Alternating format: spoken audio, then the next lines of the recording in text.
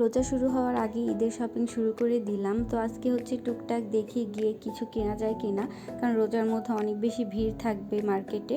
তো এই তো চলে আসছি। আর এই বাটিকের থ্রি পিসটা আমার বেশ ভালো লাগছে। তো এটা বাসায় পরার জন্য থ্রি পিসটা কিন্তু বেস্ট হবে।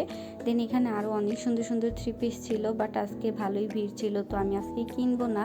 আজকে হচ্ছে আমার ছোট ভাইয়ের জন্য হচ্ছে জামা কাপড় কিনবো, কারণ বাচ্চাদের ড্রেস কিনতে বেশি কষ্ট হয়। তো ওর জন্য এই তো এখান থেকে হচ্ছে কেনাকাটা হচ্ছে। আর আমারটা আমি পরে কিনবো, কারণ হচ্ছে এখন মনে হচ্ছে যে এত আগে কিনলে এটা হচ্ছে ঈদ একটা ফিল আসবে না।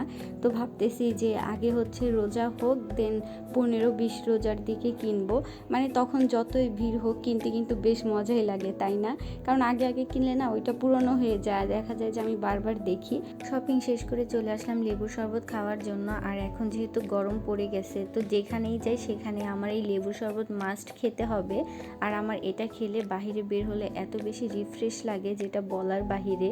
তো আমি যখনই বের হই, যখন আমি হচ্ছে আমার ভার্সিটিতে যাই, তখনও আমি হচ্ছে সামনেই যখন লেবুর শরবত পড়ে, মানে যে কোনো শরবতই আমার বেশ ভালো লাগে। এখানে বেলের শরবতও ছিল, তো খেলে অনেক রিফ্রেশ লাগে। দেন এখানে খাওয়ার পর চলে আসলাম।